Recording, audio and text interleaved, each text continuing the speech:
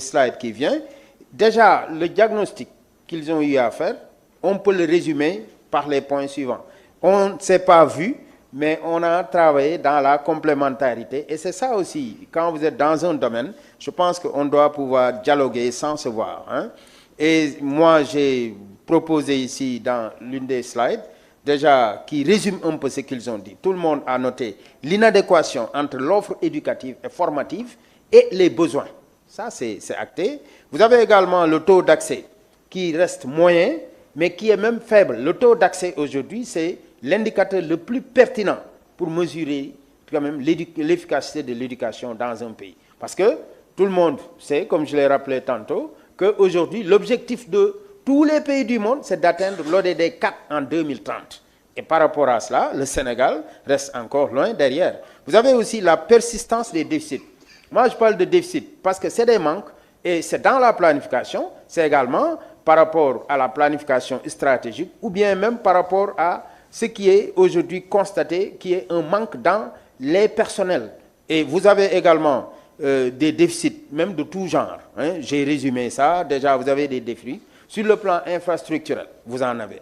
Aujourd'hui, sur le plan des personnels de l'éducation et de la formation, la logistique, les budgets, avec des coupes sombres qui ont été opérées sur les budgets des établissements. Si on vous donne le montant d'un des budgets d'un des plus grands lycées de Dakar, vous n'en reviendrez pas. Vous n'allez même pas le croire. Parce que vous allez vous dire, comment est-ce que ce lycée-là peut fonctionner avec cette somme? Parce que les coupes ont commencé depuis longtemps et aujourd'hui, il y a nécessité de renforcer les budgets. Alors, vous avez également le faible taux d'accès. Et ça, je consolide ce qu'il avait dit, surtout au niveau de la formation professionnelle. Le faible taux d'accès à la formation professionnelle qui tourne autour de 10 et quelques %. 4 millions d'élèves qui dépassent même. Hein. Aujourd'hui, avec les dernières statistiques, ça, c'est pas loin de 5 millions. Mais vous avez un faible taux qui fait ce qu'on appelle la formation professionnelle. Vous allez à l'université pour les sciences et la technologie, vous avez 24% des 100 000 étudiants qui sont orientés en sciences et en technologie, ce qui est également un problème. Alors, et vous y ajoutez que pour le taux d'accès à l'enseignement supérieur, le Sénégal est aujourd'hui à 1523 sur 100 000 enseignants, alors que, plutôt 100 000 étudiants, alors que la norme pour l'accès à l'enseignement supérieur, c'est au minimum 2000 sur 100 000. C'est-à-dire c'est 2% partout dans le monde, mais nous sommes loin de cela. Donc, ces éléments de diagnostic, déjà, si vous les agrégez, ça nous permet de dire qu'aujourd'hui, surtout par rapport à la politisation de l'accès à l'entrepreneuriat, déjà le problème de l'encadrement des jeunes pour l'entrepreneuriat pose problème, mais il y a la politisation aussi des structures chargées de l'encadrement des jeunes. Je n'ai pas besoin de vous le dire, vous le savez. Si vous voulez aller à ces structures-là pour bénéficier d'un encadrement par rapport à la mise en œuvre de votre projet, si vous n'avez pas la carte du parti politique, en tout cas, qui gère, vous ne pouvez pas avoir de financement. Ça, c'est un secret de polichinelle. On n'a pas besoin de revenir sur ça. C'est des problèmes. Il faudrait qu'on revoie ces comportements. Et maintenant, vous y ajoutez aussi que pour régler ces choses, j'ai également proposé un résumé, d'autant plus que le temps de parole est limité. Moi, je me dis qu'il y a 5 défis majeurs que nous devons relever pour une éducation efficace au Sénégal. Alors, le premier défi, c'est le défi de la priorisation de l'école. Tantôt, peut-être mon prédécesseur le disait, je ne suis pas d'accord quand il dit que tous les secteurs quasiment sont d'une égale importance. Moi, je pense que l'éducation, comme le disait Lionel Jospin, est le berceau de la République.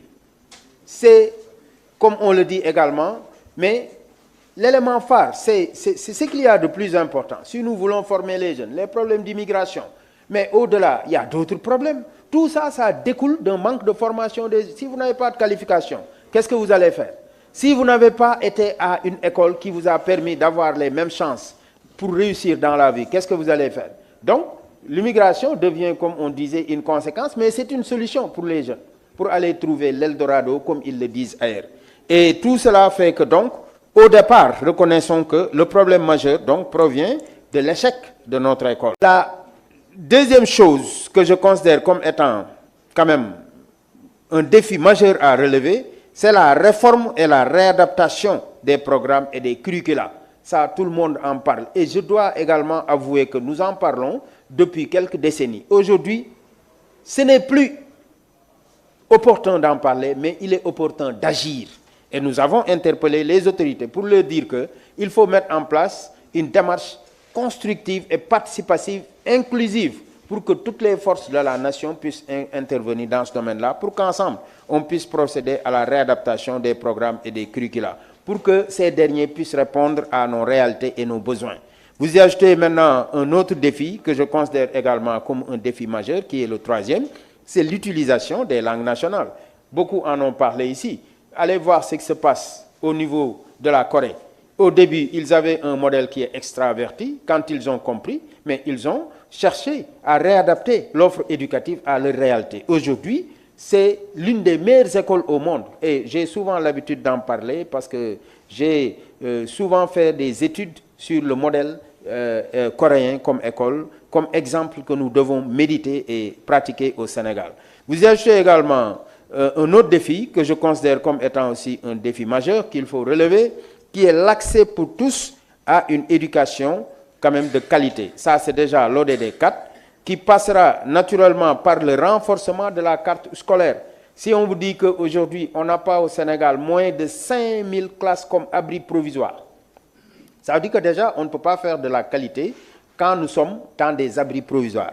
Vous y ajoutez également l'environnement scolaire avec le phénomène de la cantinisation. Vous avez beaucoup de problèmes qui ont été souvent décriés par rapport à l'environnement scolaire et il n'y a même pas photo entre l'environnement scolaire dans nos pays-là et dans certains pays. Je reviens d'un voyage de Genève où j'ai fait une quinzaine de jours et j'ai eu le plaisir d'aller visiter des universités et des écoles, mais il n'y a même pas possibilité de penser à ce que nos apprenants ici bénéficient de ces conditions d'apprentissage qui dépassent de loin ce que nous avons comme offre ici. On devrait revenir sur l'environnement scolaire. Quand on parle au Sénégal, par exemple, d'un déficit de 300 000 tables bancs, des tables bancs dans les classes, 300 000, et qu'on ait la technologie, elle est là, elle est locale, on a même une entreprise nationale qui fabrique, mais pourtant le déficit est là. Donc personne ne peut comprendre. Au même moment, on nous parle de 30 milliards injectés dans le système éducatif pour fabrication de tenues scolaires. Alors que aussi belle que soit la tenue, si vous n'avez pas d'enseignants, vous ne pourrez pas étudier. Aussi belle que soit la tenue, si vous n'avez pas une salle de classe pour apprendre, vous ne pourrez pas partir à l'école. Aussi belle que soit la tenue, mais si vous n'avez pas de table-banc pour asseoir aussi, vous ne pourrez pas faire de la performance. Donc, les questions de tenue scolaire ne sont pas prioritaires sur ces questions que j'évoque. Et c'est donc cela qui montre aussi qu'au Sénégal, il y a la question de la priorisation des investissements. Qu'est-ce qui vient avant quoi? Que doit-on faire avant quoi? Qu'est-ce qui n'est pas nécessaire? Qu'est-ce qui est indispensable? Je pense que ce sont des éléments de réflexion que je reverse dans un peu le panier pour inviter tout le monde à... Et maintenant, je terminerai par aussi un point important, très important, et aussi que nous ne pouvons pas passer sous silence parce que c'est souvent la source principale des perturbations dans l'espace scolaire. C'est le passif social. Le gouvernement, depuis des décennies, a l'habitude de signer des accords avec les syndicats qu'il ne respecte pas. Et donc, c'est ça qui est la cause principale de ce qu'on appelle les perturbations cycliques, donc, qui affectent un peu le fonctionnement normal de notre école. Et sur ce plan-là, je pense que le gouvernement a des efforts à faire, parce qu'aujourd'hui, il y a de ces questions nodales sur lesquelles, quand même, le gouvernement ne peut pas ne pas apporter des solutions. Et je dois dire que les syndicats sont prêts à accompagner, parce que aussi, l'école, c'est notre école, c'est l'école de la communauté. Et aujourd'hui, la chance que nous avons, c'est que nous sommes aujourd'hui à une ère où tout le monde est prêt à aller dans le sens d'une co-construction. Parce que nous pensons que déjà, pour cette rupture-là, ça interpelle tout un chacun et ensemble, nous allons construire ce pays-là dans chaque secteur. Donc, terminer par 3 recommandations fortes. La première, c'est de renforcer la dynamique partenariale, parce que aussi, il faut dire qu'il y a un dialogue social qui ne fonctionne pas ici, ou bien qui n'est pas sincère, qui n'est pas non plus permanent. Et enfin aussi ajouter qu'il est nécessaire d'exploiter et d'appliquer les conclusions. Parce qu'au Sénégal aussi, nous avons l'habitude de passer tout notre temps à réfléchir et à produire. Les assises nationales là, de 2014, où sont les conclusions? Tout ce que vous avez dit ici, tout. Et ce que vous n'avez pas dit, c'est dans les conclusions des assises. Tout, je vous le dis, tout. Moi, j'étais acteur. Mais on est là, on revient, et on a de beaux discours, mais tout est là-bas. Donc, c'est un problème d'application que nous avons au Sénégal. Pas de réflexion et de production. Et sur ce plan-là, je pense que c'est ça. Et enfin, terminer par vraiment dire que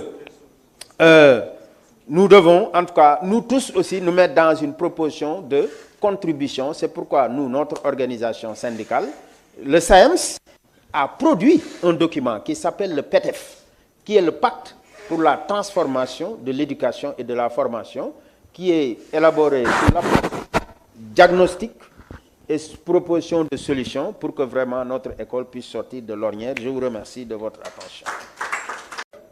Et aujourd'hui aussi, ça se comprend parce que la société civile a son rôle à jouer, qui est un rôle éminemment important dans le développement de ce pays-là.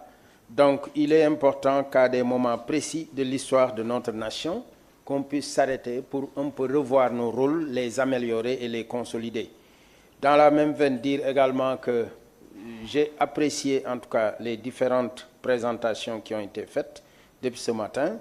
Et je me permets déjà de dire que ce qu'il y aura d'intéressant, c'est déjà de valider, en tout cas d'être sur le même pied que ceux qui ont présenté certains points, surtout relatifs à l'éducation, mais de dire aussi que nous, notre approche sera d'aller dans le sens de trouver des solutions. Parce que tout le monde le sait, l'éducation est un problème au Sénégal.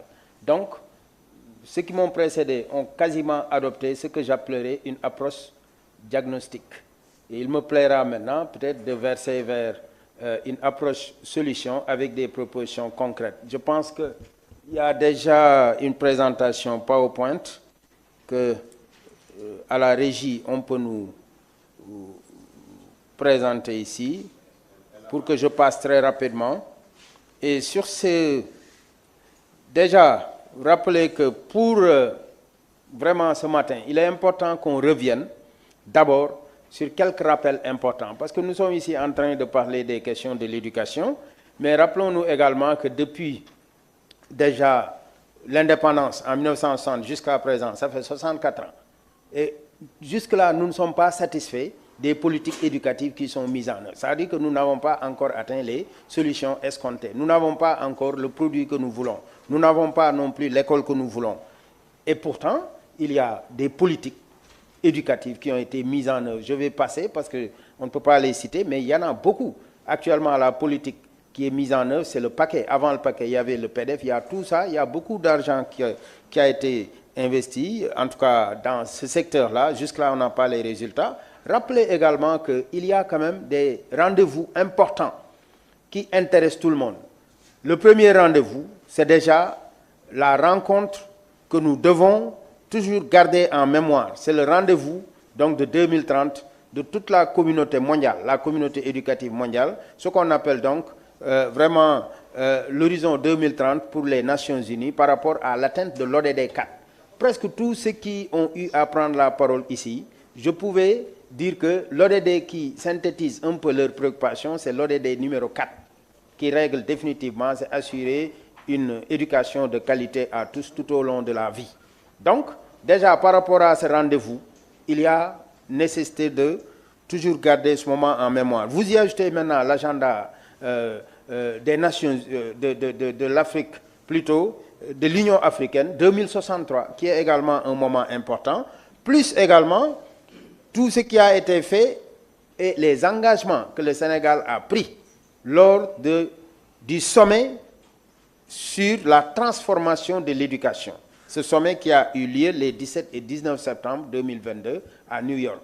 Donc aujourd'hui, par rapport à tous ces engagements, il y a nécessité pour toute la communauté éducative de rester concentrée sur les objectifs. Et pour moi,